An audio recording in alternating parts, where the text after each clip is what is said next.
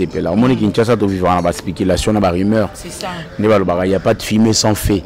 Bandeko, bandeko lancer un message, bandeko, bazaki toujours wana pour nous un message. Il y a Koufim, a envie. Il y a Koufim, a envie. Quand tu as un réalisé pour ça, bango to rêve na bango non. Zamba salika kandi mukano na ye aloba ye gi akokufa tel jour. Les logi à rendre l'âme na. Non, c'est des structures mobimba. Faire égola à livrer, à décaisser mon aïe, à livrer na que si à stade de martyrs. Stade de martyrs, bah ça il fait papier, bah c'est que le 24 juin, aux an concert na yo, journée on a, ils a yo. Toi t'as koufa. Dieu a décidé autrement, on a vu à Gigola. Gigola sali 2 ans après prendre maladie. C'est beaucoup. Gigola a sali 2 ans après près 2 ans en malade. Donc personne ne peut y accepter à être malade pendant 2 ans. Ok. Et puis Batouba ou Lukaba sur la vidéo, on a battu on a stade, on a envoyé ça biso que faire à un concert. Page Panzani, voilà. Batonio sur le ça propagande on a tenu ba identité na bango. Toyebi papa. Bazina, soy ba osala neutre été. Le reste maramunyo sur tuba ou lubawana, on s'en fout de ça. Montu mogote a roloba ke ono ngana rotika la immortel na mokili ate. Montu sur za mortel. Donc biso tout au dae. Et oya moni fois ça va mettre la campagne ma béa mais la champagne à ça la quoi que ce soit. Vas-y ba salon parce que la campagne ma béa les bandagi. Ferrayo côté sa gigola la morgue. Botala ninge zalagi. On a vu ça mais ngana kamo na bi. Moi j'étais là aujourd'hui à 5h du matin, j'étais là. Nazaï na 51, on a 5h du matin. Mais na kamwe ndeni ba ba faire azagana on fait coup d'azagina tawana c'est en aucun jour fallait abeti concert batu ba kufi au mon journaliste gaulois to gauloise to gladiateur moko alika na TV pour beta concert ya fallait abeti concert ya stade de martyrs ata moto mo alobela ngoti kota ferry. Non, après ils ont en forme santé marambutu sur nzamba décidé Dieu a zonga santé malam adongi santé malam. Dieu n'avait pas décidé ainsi, Dieu n'avait décidé que Gigola bela après un moment au kufanaoka. Et voilà aujourd'hui à Koufi. Akendaki et pas pasteur Mukuna, pasteur Mukuna mtabenga été. Gigola lui-même de son volonté, il a pris moto à Mati moto et puis accueilli par pasteur Basambele lié et puis voilà c'est fini. Tika comme ya faire na munona yo parce que bino oza ko ta fali ba ta faire ba sa musa na bango. Je te mets en garde faire et ken mpiana. Tika vie ya faire. Tika oya o ba mamba faire parce que à la télé zo ba o tozo mona clarté yo ngo mona clair nini na liwa ya Gigola parce que yo zande kwa Gigola ti. Preuve que faire écoute avant d'assurer bon vente. Faire avant d'assurer bon vente. Donc batu batika ba makambo ba oloba loba wana kapo ba luka ba sali comme ba faire ba luka ba sala propagande ya mabe na pona concert ya faire Gigola o eza le 24 juin. Donc arrêtons ça, faire mutabomi Gigola te Gigola a béli trop longtemps. Malade il va sur la belaka et puis parce que ce potali Gigola photo va sur que la guitare wazaki na ba kanga guitare et pas pasteur Mukuna na Gigola wa kufi au mona ke changement zaki on changer nini et puis tant aux ba refaire mutalegi c'est pour un concert à stade de Marseille quel piano aux na poto on mataka be échafaudage kuna on calcule le échafaudage n'ende ba buga nda uno awa yuzo calculer ngote yuzo calculer ndenge nini yofo côté na bino mono kuna désordre ya makasi côté na bino kuna.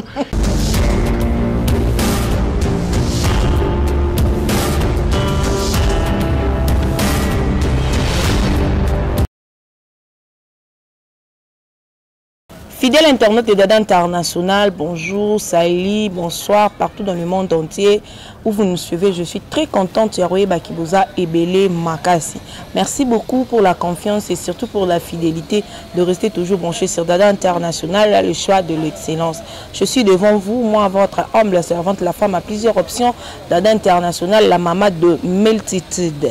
Quand vous messana déjà pour comment mon messana. Donc aujourd'hui je suis avec un confrère, un ami, un frère, un analyste Yamsi Yambe, c'est avec lui nde to vraiment temps ya kosolola na émission na biso ya mokolo ya lelo. Merci beaucoup na les compagnons de Dada International partout dans le monde entier. À cette occasion aussi, je profite pour présenter mes sincères condoléances à Chetani Gola, Ferre Gola, qui vient de perdre son frère Gigola, Adaki, artiste musicien, à Salape vocal, Moro Yamalamu Makasi, à Markaki pe époque na Gigola, à Zaki na Maton, ya maladie, à Utakiko.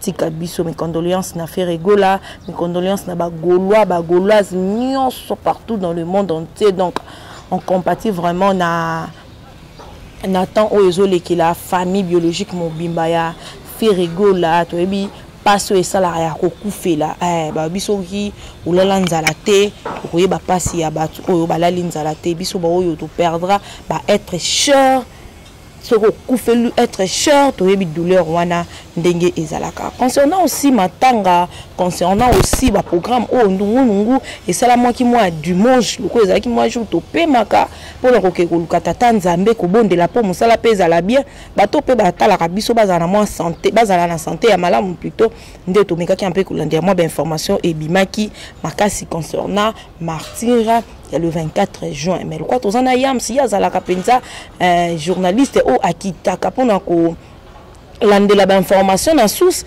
de toloba ki lelo po ani nte ko solola na ye ko zwa moi ba information moi ba éclaircissement par rapport à ba information o toyoka ki concernant concert ya le 24 juin na martyr a lelo pe na tongo to la muki to ko zwa nouvelle ya Gigola oyo atika kibiso na osenga. Merci beaucoup na mère Finon qui a derrière la caméra pour la réalisation de cette image. Vraiment je te dis un grand merci mère Finon Kiama. Yamsi Yambe déjà na repesa merci ebele na pesi pembote ebele na Yamsi Yambe o tozana elelo. Yams bonjour. Ouais, bonjour Dada. Bonjour na bandeko tuba otala biso et sincère condoléances à la famille éprouvée. Il y a papa Efia, papa Hervé Gola, Koufeli, petit frère Onaye, et aussi sincère condoléances à la famille biologique aussi, ainsi qu'à la famille artistique G7 Mobimba, l'orchestre G7 Mobimba. Je suis des cœurs, nous sommes des cœurs avec vous, et puis bureau Mobimba Efia et Gola, nous sommes des cœurs avec vous. Et l'un des piliers des combattants généraux, il y a G7 arrondi l'âme aujourd'hui, je crois à 2h du matin, à l'occurrence M. Gigola. En tout cas, voilà. Vraiment, je sais que le message est passé déjà et pas à Moko, le président et G7 Ferre Gola, pourquoi pas ba bureau nyonso tobo sanité ba mourir à la bonne musique. Donc cela veut dire ba Gaulois na ba Gauloise nyonso o bazui li baku ya Rolanda biso à travers Dada International Télévision. O kaki d'abord sango yango ya Gigola ndenge. Bon, c'était vers 2h du matin. Ndega ezala na vani na téléphone. Donc yo la raté. Na lalaki na la muki téléphone courez à la été. Courez à la été na la muki na idée na luka courant na téléphone na charge. Na bon le roi courir a été pongi pe signal la na timanga moi 10 minutes na simbi. Na kotimba la mort publication à Bravo Gola. Page moro Bravo Gola. Ndi bazo annoncé que Ferre akufeli lekina Gigola. Je me suis précipité à 5h du matin à Bimi, na remis na 51h ici Karapi, j'ai trouvé ni papa Hervé, le bazala qui c'est faux, il n'était pas là. Bandeko ya papa et on a biso Guy digital bazala giwana ndi ba yoko tsamoi na ndako malili. Et c'était pas permis à ça la vidéo, ni à ça la quoi que ce soit, ni photo, ni quoi que ce soit, c'était pas permis.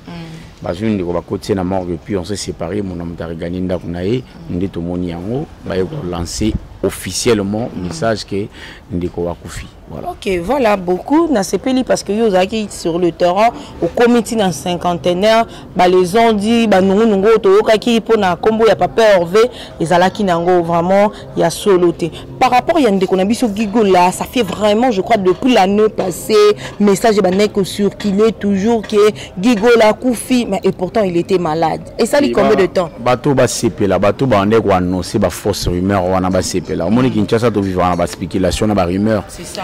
il n'y a pas de fumée sans feu. Bandeko bandeko lancer un message wana bandeko bazaki toujours wana pour nous un message ya gi akufima aza envie gi akufima aza envie bakantate ke nzamba réaliser pour ça na bango to rêve na bango non nzamba sali kaka ndi mokano na ye aloba ye gi akokufa tel jour les logi à rendre l'âme naï. Donc le reste on s'en fout de ça. Mon tout mon côté à Roloba qui est au nom ngana rotika la immortel na mokili ate mon nyon soit mortel. Donc biso tout au daï et o ya moni fois ça va mettre la campagne ma BM mais la champagne à ça la quoi que ce soit. Vas-y ba salon parce que la campagne ma BDG bandagi au ferraille au côté ça gigola la mort bota la ninge zalagi. On a vu ça mais ngana kamo na bi moi j'étais là aujourd'hui à 5h du matin j'étais là. Nazaïna 51 on a 5h du matin. Mais na kamwe ndeni ba ba faire azagana or faire ko azagina tawana faire appeler ka ba ordre et puis bata il y a G7 ba qui n'y ont sauté il y a eu 3-4 personnes à G7 et puis ba membre ya famille ni ba yo ko tsagigola na mort donc voilà. OK, tout le monde qui est en Zobela avec Mukuna pasteur ya Seka ba photo moko circulaka que o gigola ke ko sambela kuna et après on a vu une vidéo là au biso to yebi donc ba gauloise on sait que ce n'était pas gigola ou circulaki mais par rapport à ba message wana ba tonsusu ba comme koloba ke pasteur Mukuna apeki sakaye azongi ba répétition te yeton kaka ba sambeleli ayoki bien après azongi ba répétition yango ememi ye na liwa yoki koloba moi nini par rapport na bon dada oyebi bato baloba yango na tout à l'heure to vivra na ba spéculation et puis to vivra na ba rumeur ya bato ba loba gigola kufi liwa moko normal ne liwa e yaka moto soka beli soit akobika soit akokufa Dieu a décidé autrement na vie ya Gigola sali 2 ans après près de maladie. C'est beaucoup. Gigola a sali 2 ans après près 2 ans en malade. Donc personne ne peut y accepter à être malade pendant 2 ans. Non, après aux gens en forme santé marambutu so nzamba décidé Gigola zonga santé malamu adongi santé malamu. Dieu n'avait pas décidé ainsi, Dieu n'avait décidé que Gigola bela après un moment au kufa na oka. Et voilà aujourd'hui à Koufi. Akendaki et pas pasteur Mukuna, pasteur Mukuna mtabenga été. Gigola lui-même dès son volonté, il a pris moto à Mati moto et puis accueilli par pasteur Bassambele lié et puis voilà c'est fini. Ça n'a rien à voir au à zonga pas faire. Gigola de pas belatis quoi yoka bien et puis à répéter raté. À répéter raté non qu'un jour à comment est-ce que bon même non pas se faire répéter siko parce que bon bana idée il y a bon vana 1 2 3 or faire répétition à 1 2 3 et répétition à bon vanté. Preuve est que faire écoute avant d'assou na bon vanté. Faire avant d'assou na bon vanté. Donc bato batika ba makambo ba loba wana kapo ba luka ba sali comme ba ferré ba luka ba sala propagande ya mabe na pona concert ya faire Gigola au le 24 juin. Donc arrêtons ça ferré mutabomi Gigola te Gigola a béli trop longtemps malade il va tenir sur la belaka et puis parce que ce potali Gigola photo va sur que là gitan wazaki na bakanga gitan et pas pasteur Mukuna na Gigola wa kufi au mona ke changement zaki akonda ki lisusu makasi. Donc Gigola était vraiment malade. Donc tout peut ça respect parce qu'il était comme nous. Ouais, il était comme nous mais c'est juste qu'il a Dieu a récupéré le roi a récupéré par la biso pour to bengaye corps, to bengaye bembi. Voilà. Ok, voilà, merci beaucoup. Au côté de moi, pour nous déstabiliser, qu'on sort, il y a fait Gigola, mais Bissot, on continue toujours qu'on confirme que le 24, qu'on sort na martyr et Kozala. Donc le 24 juin, les date moro mutu à Kikobo Sanate. Mais tout le monde sous batala rabiso, on va l'ande la plus réseaux sociaux, le bito mona qui est yinda qui moi mingi na ba page, yam siyambe koloba été le 24 à partir le 17, il soit le 24, et ça la programme mo ya fadam et ça wana et leka na martyr mais qu'on peut éclaircir biso batou bazala toujours na idée wana ou bien déjà espace déjà eza réservé na batou misusu. Bon au moins avant babimisa maramba fadam ou bandai nanu si les aigle jaune babali pas li passa bambongo moni si les babali machin avant wana baye bakangisi fait basali ba campagne na bango bakanga faire na poto bakangi faire na poto ba sepeli après ngana on tuna question moko oye revenu na mutunanga faire lelo azali ngana obenga faire ambassadeur ya rumba congolaise lelo yo faire as ambassadeur ya rumba congolaise solito si on va parler de la rumba on ne peut pas zapper faire Gigola donc voilà, on doit parler de la rumba on doit parler de faire Gigola Ferregola soki ba combattre concert na ye bango en retour ba gagner nini rien du tout.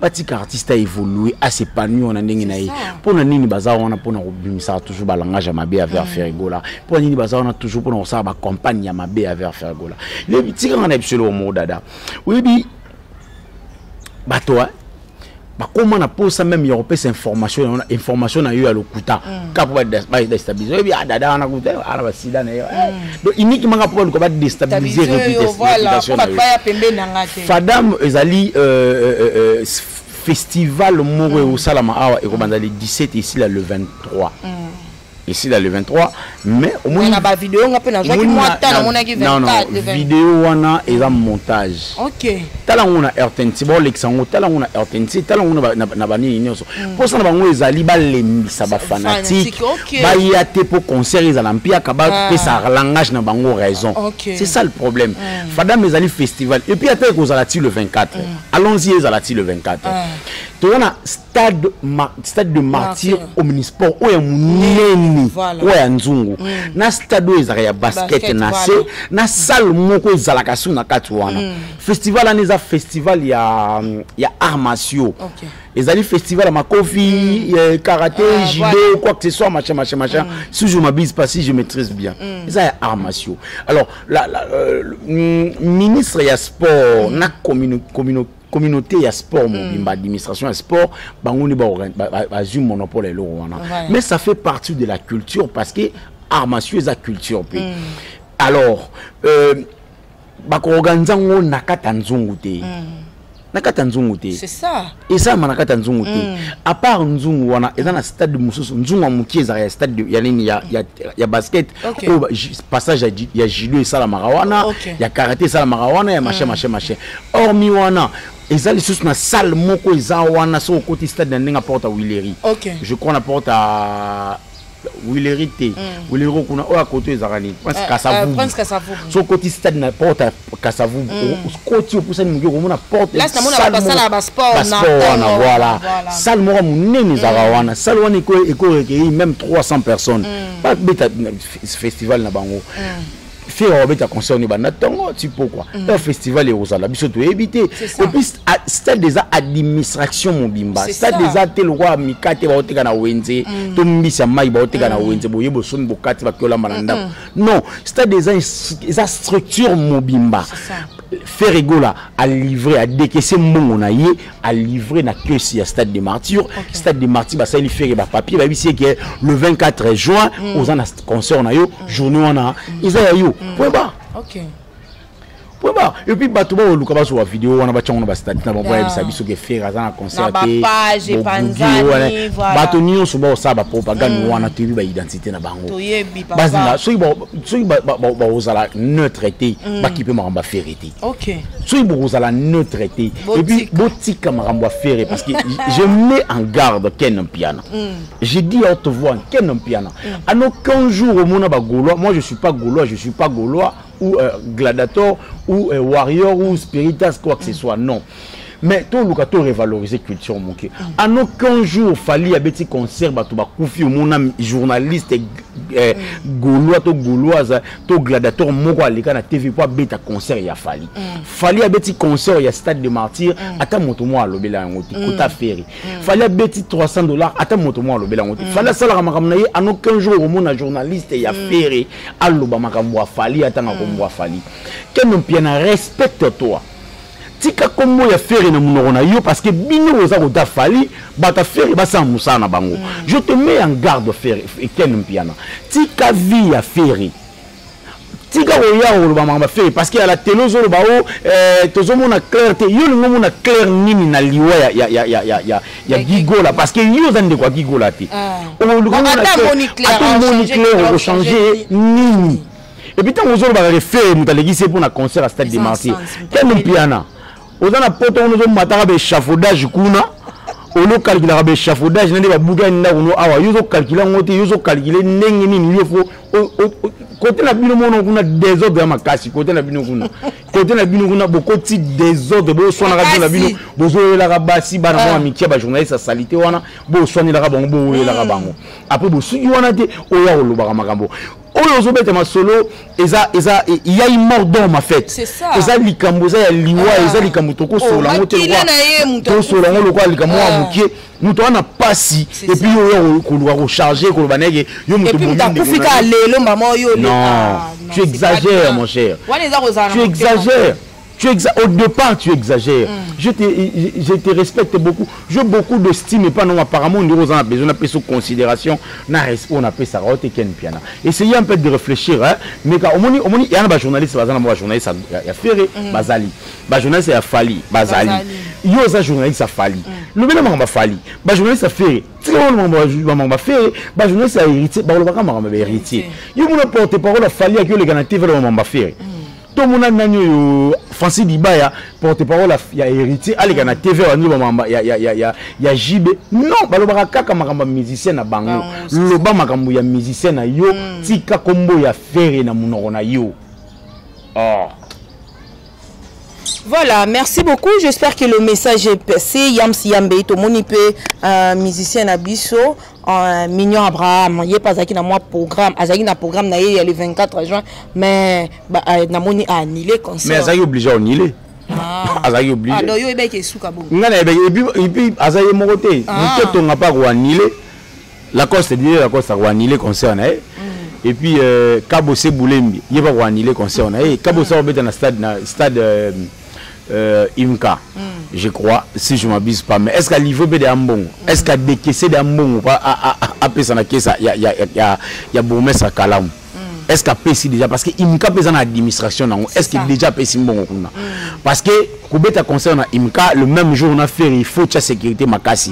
Parce que, Wenge Tango Barouya, Bagolo Tango Barouya, vous comprenez que Yola Wenge, faire la Wenge, aujourd'hui, la Wenge 12, va démarrer dans le stade de Martine. Non, il y aura de morts. Mais tu souhaiter mort non, côté Kabose, il faut que mort bazala. Il faut que mangambu pas comprendre que na chaki tembe na muto ba chaka tembe te. Il faut que mangambu. Côté na et puis les autres Hollande la coste de la municipal kuna yo lukata stade Vélodrome to yo zo le chaka na imka do si pense ka savu ozwa na idée Hollande la ka na ni faire egola. Kabose attends vous arabilo mbali Kabose na faire na kata maison mère. Yo Kabose na hôtel na attaque chaque côté nini faire un hôtel na attaque chaque côté nini. Et puis na voli ni Kabose zo yembela. Voiture sans moteur est-ce que na kokoma tala matanga tika bluwala kwa tala matanga tika bluwala pa tala matanga vraiment ça fait trop mal quand on a le bac on a débit hein soyez non là nzala té mutu soit là nzala comprendre parce que biso to bi passe au coup là va être cher les hommes tourna oyoka moko posandeti oyamba yo zala na mais si yo kufelité koke koloba loba n'importe quoi na muto na tango azala pasi makila na ezo saigner musapi moko ya ni le katani non omoni obi moto akufela ta ba pasi akufela te c'est ça omoni ken piana ndaza wana ngana souhaiter pas kufela ta lekini baswetaka liwate mais ngape na osweta kufela ta leki na ye biso sikoyo to bana kosalela ye pe ba analyse kendenga za wana ye mutalekisi leki na ye po akende poto ye mutasalbi ye mutasalbi akoka pasi ofera oyo kana minito. OK. En tout cas naibité lo naibité ça la pasi mais naibité on dirait liwa on dirait comment internet on dirait ça monde mususu ndio balobaka. C'est ça. Et internet ya rendre monde mususu po so ya internet mais a monde ka to vivra awa ken qui va na revenir on a raison na comprendre qu'il y a de quoi kufeli parce que au départ peut-être bien na fait wana pomte ba wela ni ilo wote ba ozape na wilo ko wela ta ba wela nini peut-être que ba lega tanzela mo ba wela nini nani ba wela nini ba ni lo ba wela te et puis Mignon Abraham tango ngo cha concert le 24 yo mo ko zana ba conseiller te ozape na bureau on a bureau et erango yango to boye ko ma bureau no eza mabe erango yango ya donc ça dit bien le ko annuler chaque concert est le 23 c'était le 22 ou bien le 22 quand d'habitude le 23 d'ailleurs ils a la choc na ba préparatif déjà la préparation ba podium petit mambo ya on a vision Mignon Salaboy te asa le roi annulé asa boy Mignon Abraham le roi annulé Salaboy Tchara le 24 mai, au bête à lever les rideaux na biso. Ok. Oui, au bête pas faire à lever les rideaux parce qu'il y aura des musiciens autorisés. Aïe, bête à lever les rideaux à faire faire à matin, message j'ai pas matin, ba bête à musique. Tout savourer peut voir mignon à Kitoro wana tout savourer en opé ko s'inquiéter te biso na to na pomme te bâtonner ba ça makelele quand quelqu'un laisse quelqu'un prend voilà merci beaucoup, nous sommes déjà à la fin de notre émission. Merci à Merfinon Kiama derrière la caméra yam beto comme que déjà na suka moi question moko par rapport il y a actualité il y a stade de martyr marié tous la matanga je ne crois pas encore il y a des konabiso et ko fanda na morgue le 17 avril, le 23 juin, je ne crois pas. 10 jours c'est trop. Comme tout le monde a tout ce qu'on a à Koufi Boé, programme que vous allez annuler, non, programme est annulé, je crois, dans 2 semaines. Déjà, voilà, déjà l'équipe. Est-ce que toi tu peux confirmer, affirmer aussi aux gens que Marambognon, ça stade déjà faire à Foutaki, tout. Faire ali bomate akende luba ke somba nini etapit ayena ba bafla na ba instrument ayena on va changwa achona na mbinza na ndakune bato ba somba bien en ligne 40% déjà ba billet te ba somba ngwani voilà et puis biso to bato to somba ba billet bilindi to salaka ndinga na salaka na sa peka bon na somba ba billet belé bato ba se belé ba de orange je connais ko somba ta 25 à 25 à 30 billets na kaboli bato. Et puis tout se retrouver dans le stade de martyrs. Et puis, Nathalie Gelo Moura Bill Clinton vite fait na répondre yo na si sana yo. Oui, Bill Clinton na lingari makasi. Na lingari makasi azali en fait aza modèle ya ba animateur.